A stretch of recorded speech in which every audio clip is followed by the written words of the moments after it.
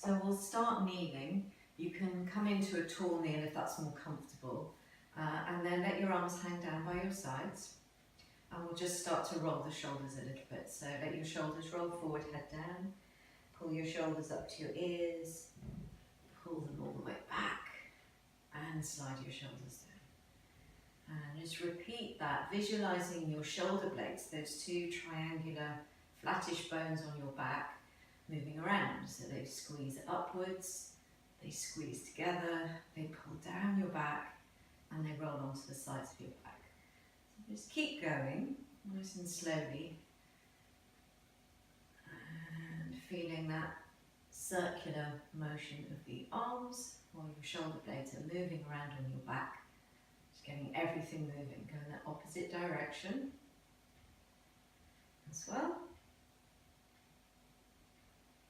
And then maybe one way you squeeze your shoulder blades back and draw them down. Give yourself a little bit of a double chin. Feel the rib cage drawing in and just hold that position. Let your arms move a little bit, but feeling this lovely sense of firming in your upper back and openness through your chest. Take a breath there. Okay, and then take your right hand to your shoulder. Again, tall kneel or kneeling down. Take your right elbow all the way across your body. Inhale, take your elbow up and over. And you can make that circle as big or as small as you like. If it's uncomfortable in the shoulder, just make a smaller circle. But going slow, so you feel that movement, not just in the joint, the arm bone in the socket, the shoulder socket there, but also you're feeling the connection from your waist all the way up through into your rib cage, into your arm and shoulder, into your chest even. And just feeling that movement going in both directions. Again, so if it's an early morning, little bit of a movement practice, just getting everything slowly moving and mobilizing, and then the other side.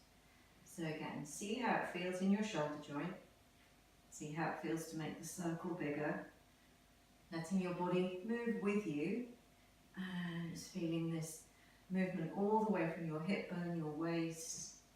You can squeeze your legs together a little bit, all the way into the rib cage, and go both directions. Okay, let your breath just do what it wants to do. I find myself inhaling the elbow up, exhaling it down, but you're just breathing normally through your nose. Okay, and then we'll come on to all fours. So in your all fours position, just notice how much weight and pressure you feel on your wrists. You can always take your hands a little bit further forward if that's more comfortable. And you're aiming for a neutral spine, so watch your spine isn't dipping down in the lower back and your head's in line. And just take a breath or two there, and then let your head drop right down. So feel the weight of your head, completely letting it hang down. And then as you get that release through the head and you feel the weight, then you're ready to just take the head slowly back up. So you're feeling the weight of it, you're lifting your head up with the strength of your neck and shoulders, upper body. And then as you exhale, let it completely hang down again. Just doing that a few times. Aiming to kind of lift the back of the head up towards the ceiling rather than lift your chin up. So you're lifting the back of the head up and letting it drop down.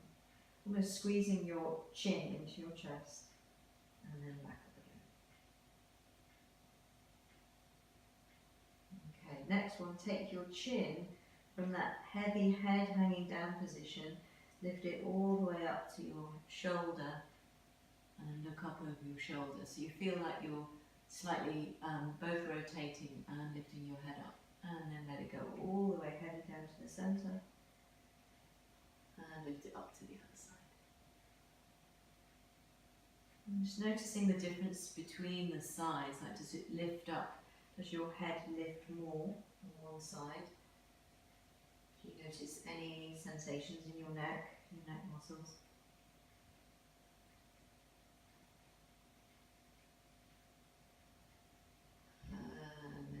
Back down to centre, coming back up. Tuck your toes the other way. Exhale, pull yourself back towards child's pose. See how far feels comfortable. Push your hands forward so you get a stretch into your toes. Inhale, come back up to all fours. Exhaling back, inhaling up. And I'm just doing that a few times. You can flip your toes over the other way. And up and down. Okay, and then come down onto your forearms. Checking your elbows are a little bit further forward of your shoulders, arms parallel, and then watching your lower back as well. We're just going to tilt the pelvis without moving anything else. So the upper body, the upper back is going to stay still, and lift the sit bones up, anterior pelvic tilt, and then pull the sit bones towards the back of your knees, posterior tilt. So anterior is dropping the hip bones down towards the mat. Posterior, you feel the hip bones lifting up towards your chest. Just feeling that movement back and forth. Trying not to let the whole back join in. It's not a cat-cow, it's just an isolated pelvic movement. Okay. And then keep the pelvis in a little bit more of a posterior tilt, more a neutral spine. And we're going to move the shoulder blades. So remembering what we did sitting up, just start to drop your chest down towards the mat, feel your shoulder blades squeeze together, push your forearms into the mat and round the upper back a little bit. So you're pushing down and pulling up. Just going nice and slowly, feeling that work in the arm bones, in the joints, and the shoulder blades moving to the sides of your back and squeezing together. And then you could see how it feels to make circles as well, just as we did sitting up. You can go both directions. And just notice when you start to feel a little bit of fatigue in your shoulders or your upper back, if you want to pull back to child's pose, let your elbows relax down, take a breath there. And then come back to all fours. And do the same thing on all fours. If this feels too much for your wrists, remember, take them a little bit further forward, or you can repeat it on your elbows. So the tendency sometimes when we do it on all fours is we want to bend the elbows. So if you do it first on your elbows, it can help to get you the feeling of moving your shoulder blades around. So just doing a few of those, releasing the shoulders, keeping your head in line, watching it hasn't dropped down. Watching your chin hasn't lifted, so just looking down between your hands. Okay, and then let's do a full cat-cow. So remember, we're starting the movement from the base of the spine, the pelvis. So start with a posterior tilt, belly button moves upwards, roll through your spine bit by bit until your head relaxes down. And then the other way, keeping the head down, lift your sit bones up first, anterior tilt, the hip bones drop down. Squeeze all the muscles along your spine, and the last thing to lift is your head. Exhale, rounding up. Inhale, going back the other way.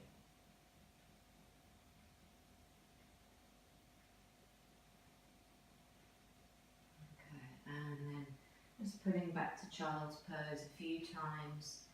And take a breath. So we've done a little bit of work with our hands down. So you can just turn a hand upside down, move it around a little bit, put a little bit of weight on it as you circle your hips. Do the same with the other side.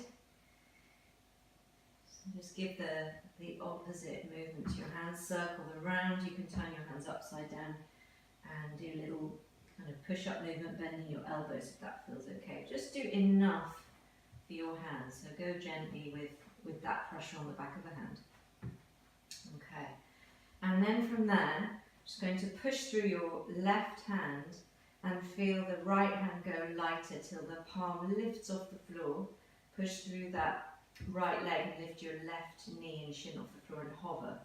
And as you take an exhale there, just feel that toning in your lower belly, keeping the spine in neutral, not dropping your head or lifting your chin or dropping the lower back down. And then swap sides. So just a little hover, hand off, knee off, pushing down through your supporting hand and leg. Back down again.